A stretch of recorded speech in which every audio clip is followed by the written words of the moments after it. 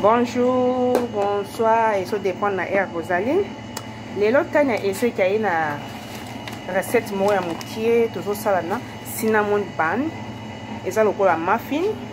Na cinnamon bun, on a besoin de farine, farine yango, vous monde comme flour cake. On a besoin de sucre, on a besoin de levure, on a besoin de milk yango, on a besoin de manteca nanga vous monde, c'est na fongoli déjà, manteca nanga yango. On a besoin de maki. Si on a maki na farine, on a besoin de 300 grammes. Manteca, on a besoin de 50 grammes. On a besoin de sucre, 50 grammes. Sucre, on a 100 grammes. Mais on a utilisé un mix pat, on a 50. Après, 50 on a cinnamon. Après, on a une tourba na musana biso. On a besoin de milk qui est 200 ml. Et puis, levure, on a besoin de 10 grammes. 10 banda pour ça la mix na biso. Et ça simple, mais qui toque on a relié na monoko. Bandego, na si na tie farine, na tie levure, na tie maki, na tie bata, na ko tia siko milk na ngai, kuna na blend yango, ko milk na nga siko yango. Na so tia yango na machine. Machine nangai yango lavant machine nangai il faut otia biloko nyonso na kati sauf cinnamon otia cinnamon sima na mix biloko nyonso yango na kati awa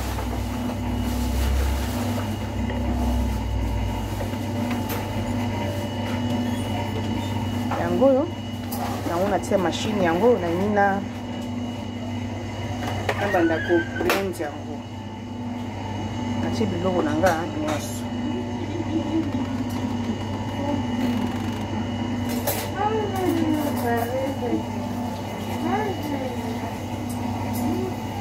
omoni na tinyo surtout na machine na ngi kuna blend sikoyo la famille sikoyo tolomona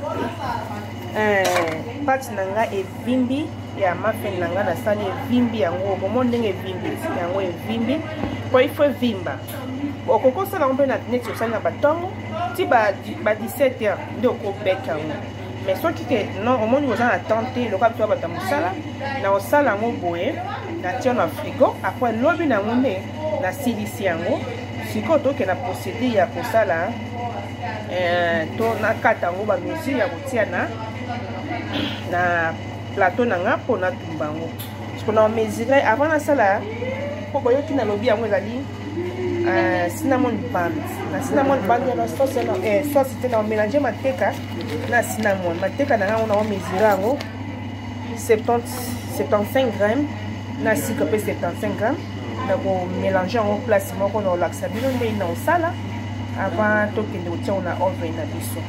Yango manteca na yango 75 grammes, eza 90 na longola ndambo.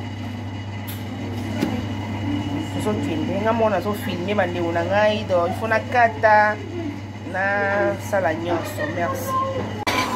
komoni ndenge ezonika boye mondela facilité moi j'ai kosa kopela maboko na yo na ndako mpona bana mama mais ezalaka mwa maboko pasi yango moni asaleli machine oyo ezosala pasi kitoko ifo balusa pasi na ngai ifo biloko nyonso ezala mélange nde nakosala cinnamon bun na ngai mais nakobeke nakotumba ngo ka lelo te nakotika ngo ifo evimba mpenza evimba après oke na deuxième procédure ya kotia cinnamon na manteca na sucre mosusu après nakolinga ngo nakotisa ngo na oven na ngai natiki yango pendant 10 minutes il faut esala mélange bien ekoma kuna couleur ebise ebalana manteca maki miliki biloko nyonso ifo ezala bien mixé nde tokosala cinnamon bun na biso natie manteca na ngai yango oyo 75 grammes sugar kotia ça dépend olingi so omoni ke olingi sucre mingi okotia sucre 75 ou kotia 50 ou 20 et dépend de na ndenge olingi sucre yango oyo natie sucre na nga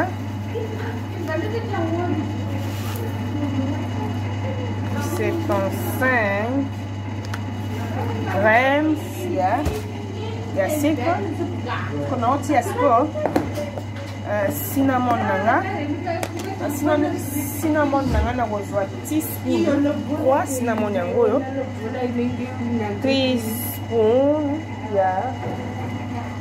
cinnamon na biso oyo cinnamon na biso yango oyo na oti yango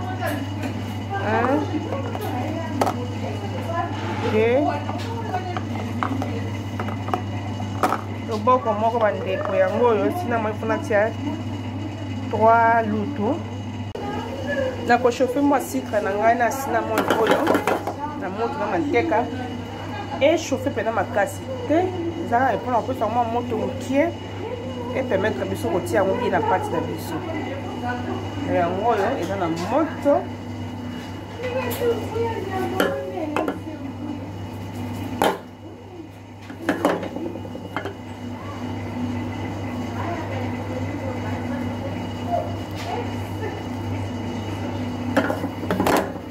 j'espère que nakangi resho na nga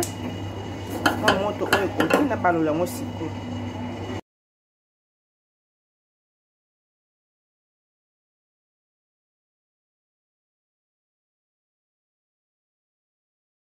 la famille sikoyo bomoni nde natie farine na nga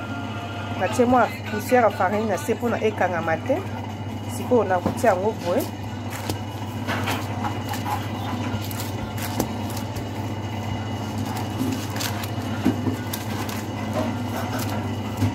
ekangama te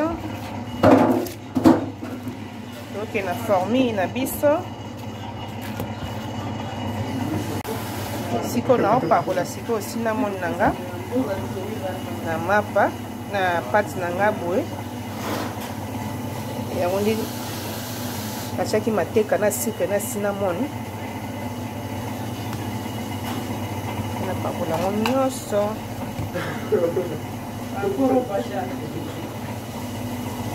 naza na spatula te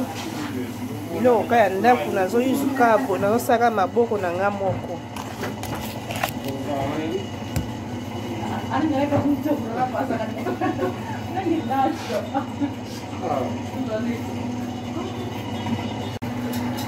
sikoyo farine na nga yango pati na nga yango natia yango cinnamon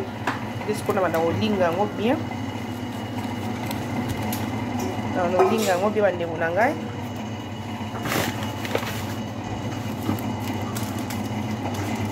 mpona tombola yango nalinga yango bien mpo osimba mwa farine na maboko mpona ekangama te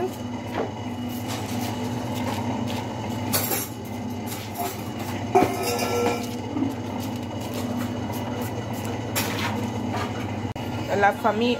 maki na nga nazalaki nango moko natikaki liki moko nde nakozwa liki wana opakola likolo awa po epesa couleur mo ya bien pendant 25 minutes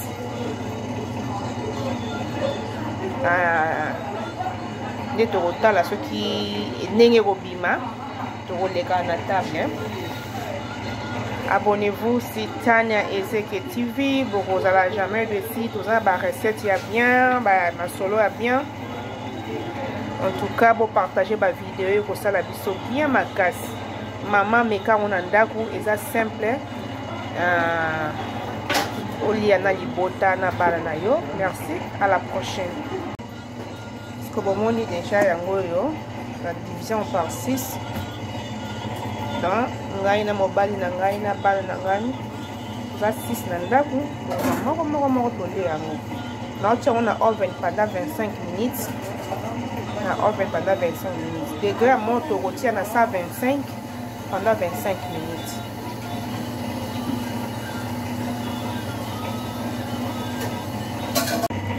bonjour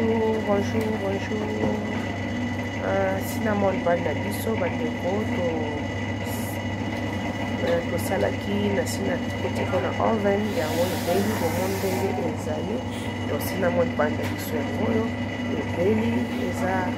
recette moko eza simple kosala yango mpona bana mpona biso toke tokenda bamisala mwa lunch na yo lisusu luka omeka recette oyo ekoyede bino makasi eza simple biloko nyonso kolandaka video bien osala recette oyo eza makasi